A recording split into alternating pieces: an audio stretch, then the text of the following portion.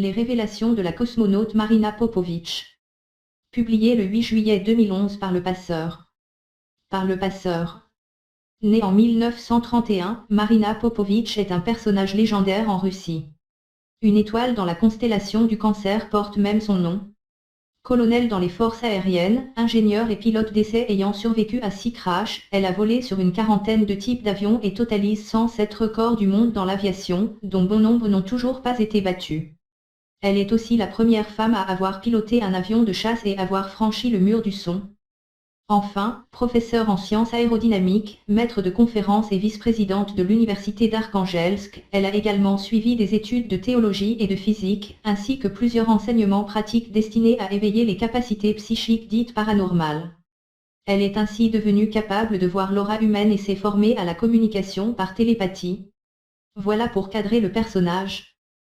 Avec un tel cursus et un tel palmarès, il est difficile de ne pas prêter attention à ses paroles, d'autant qu'elle est connue depuis 1991 pour avoir publié ce qu'elle déclare être la dernière photo transmise par la sonde Phobo 2 avant sa disparition près de Mars, et avoir porté au public l'observation de plus de 3000 ovnis en Russie et la possession par les Russes de 5 d'entre eux qui se sont crashés, notamment à Tunguska en 1908, voir article sur Tunguska, et Dalnegorsk en 1986.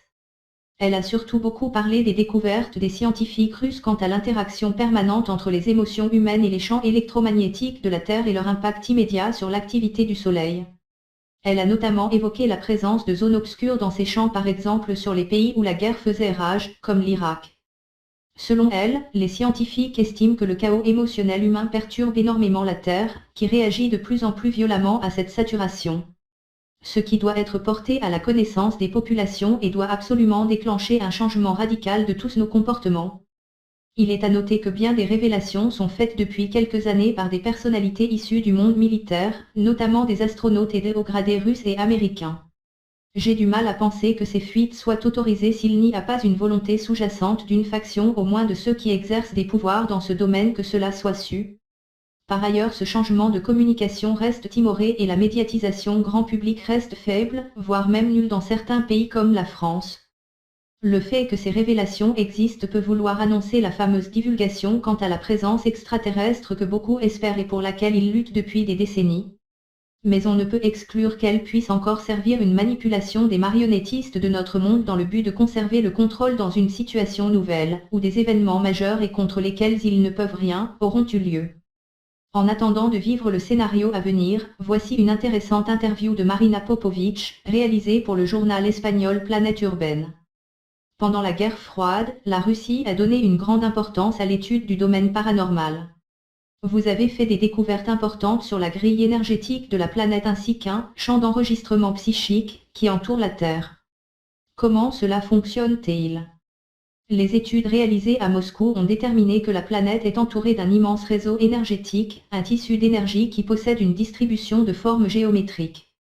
La géologie des continents répond au schéma directeur énergétique de cette grille. Toute la structure de ce que nous connaissons comme l'univers physique s'ordonne selon des schémas géométriques déterminés. Ceci est connu sous le terme de géométrie sacrée. Par ailleurs, en 1958, le professeur Bernatsky a découvert une sorte d'anneau qui enveloppe la planète et qui contient un champ d'énergie dans lequel sont mémorisés des registres de toutes les formes de vie et de l'histoire de la planète. Il a été découvert que ce champ d'énergie ne se situe pas sur un plan physique. Nous avons été capables de détecter cette bande et de la lire avec des instruments scientifiques et en utilisant des médiums entraînés à le faire. Nous avons ainsi découvert que ce champ est un tissu éthérique chargé d'émotions. C'est pourquoi il est nécessaire de contrôler nos passions. Chacun de nous a le pouvoir d'affecter ce champ de manière positive ou négative. Toute la négativité exprimée, comme la haine et la peur, a une incidence directe sur l'état de la planète. La Terre réagit violemment à nos pensées et nos sentiments et elle émet un type de rayonnement qui se répercute sur les modèles climatiques. Les éléments sont comme des anticorps planétaires. Est-ce que cela pourrait être une des causes des changements climatiques violents qui se produisent actuellement ? C'est seulement une partie d'un immense processus qui s'inscrit dans un ordre cosmique parfait. Les scientifiques savent très bien que nous sommes confrontés à un processus cyclique et inévitable qui ne peut juste se réduire à l'homme. Dans l'univers tout est interconnecté, quoi que nous fassions, d'harmonieux ou de disharmonieux, affecte la Terre.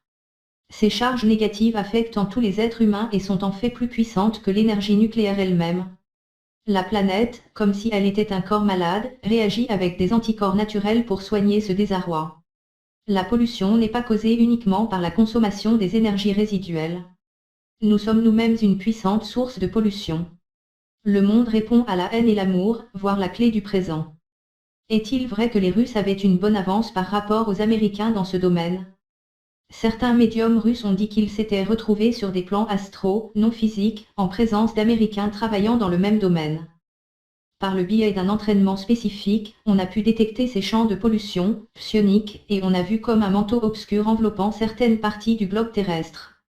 On a constaté qu'en utilisant certaines fréquences, il est non seulement possible d'influencer la vie en exerçant un contrôle mental, mais aussi de modifier le climat. Il existe des études poussées concernant l'antigravité qui ont amené des découvertes sur les champs scalaires, les énergies vectoriales et le vide. Une application correcte de cette technologie pourrait avantageusement changer le monde. Tout nous indique que des changements climatiques majeurs vont nous obliger à changer radicalement la façon dont nous concevons notre civilisation. Quelles sont les conclusions que les scientifiques russes tirent pour la Russie à ce sujet? Ces changements sont une réalité et nos scientifiques ont conclu que nous entrons dans une période de grand bouleversement de l'écosystème terrestre. Mais le plus important est que ces événements constituent un défi majeur pour l'humanité. Ils doivent être vus comme une opportunité ainsi que l'unique option pour le monde entier de décider unanimement que les vieilles formes d'exploitation de l'énergie soient remplacées par d'autres, renouvelables et non polluantes. Il existe des preuves de visite extraterrestre à travers le monde. Il semble que les gouvernements aient même été prévenus des grands changements à venir. Que pouvez-vous nous dire à ce sujet et pourquoi personne dans le monde ne présente ces preuves? Nous avons atteint un point dans l'évolution de l'intelligence humaine où il est plus logique et crédible de suggérer l'existence d'une vie au-delà de notre monde que de la nier. Les grands gouvernements le savent et le nient. Parce que si vous aviez la connaissance que ces êtres possèdent y compris la véritable histoire de notre planète, le système actuel des croyances s'effondrerait en un rien de temps. Le pouvoir même que ces gouvernements ont sur la population mondiale pourrait disparaître du jour au lendemain. Ces créatures ont des connaissances très avancées sur ce qu'on appelle l'énergie libre. Notre planète et l'univers possèdent d'innombrables sources d'énergie non polluantes dont l'usage pourrait blesser mortellement l'empire dominant de l'économie mondiale. Utiliser des sources d'énergie polluantes maintient la totalité du système actuel dans la dépendance des ressources monétaires. Les ultimes photos de la sonde Phobos 2, comparaison entre Phobos et l'OVNI. Ces êtres respectent notre libre arbitre et ne s'impliquent donc pas directement dans nos affaires. Ils ont prouvé qu'ils viennent avec de bonnes intentions et ont démontré comment ils peuvent neutraliser, en quelques secondes, la technologie terrestre la plus avancée si elle est utilisée pour les attaquer. Cela ne peut pas et ne doit pas être caché aux populations du monde. Tout ce qui concerne la question doit être révélé. Dans toutes mes conférences et mes livres, je présente les événements les plus divers qui se sont déroulés sur le sol soviétique. La mission Phobos 2, que nous avons envoyée vers Mars, a disparu lorsqu'elle a transmis à la Terre des photos d'un vaisseau géant d'environ 15,5 milles de long, 25 km.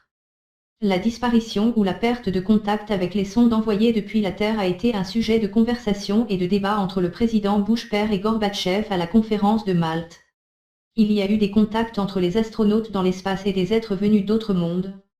Je suis convaincu que très bientôt quelque chose va arriver sur la planète qui va obliger ces êtres à se présenter massivement dans notre monde pour nous aider.